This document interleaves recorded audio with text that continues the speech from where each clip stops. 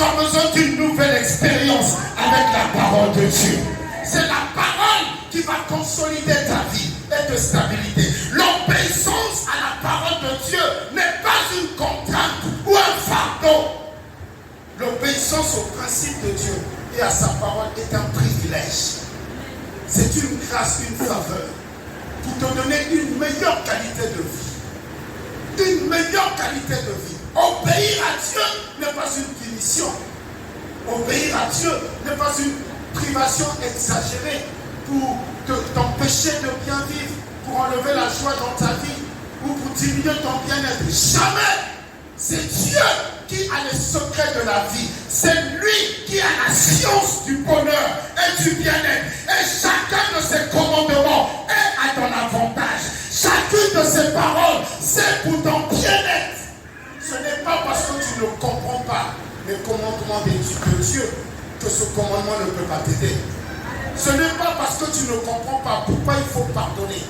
Ce n'est pas parce que tu ne comprends pas pourquoi il faut pardonner à des gens impardonnables qui t'ont fait tellement de mal que ce pardon ne peut pas te guérir ou ne peut pas t'aider.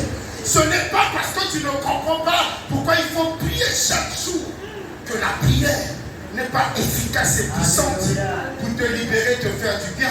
Ce n'est pas parce que tu ne comprends pas que ce n'est pas bien pour toi. Tu ne comprends pas parce que ça dépasse ton intelligence. Tu ne comprends pas parce que c'est la science du Créateur. Tu ne comprends pas parce que même les plus grands scientifiques ne peuvent pas comprendre. C'est pour ça que sa parole, c'est pour ses fils. Parce que le fils obéit sans comprendre. Parce que le fils aime son père. Parce que le fils connaît la voix de son père. Parce que le fils n'est pas un bâtard. Il n'écoutera pas la voix du monde ni du serpent, mais la voix de son père. Il sait que son père l'aime, que son père a des projets pour lui, que son père peut faire le meilleur pour lui. Alors même s'il ne comprend pas, il obéit à son père. Et en obéissant à son père, il trouve la vie, il trouve la santé, il trouve le bonheur, il trouve la victoire, il trouve la grâce, il trouve son futur, il trouve sa prospérité. Il n'y a que les enfants de Dieu qui ont dit Amen. Il n'y a que les fils qui ont dit Amen. Il n'y a que les nœuds de nouveau qui ont compris ce que j'ai dit et qui ont crié très fort Alléluia.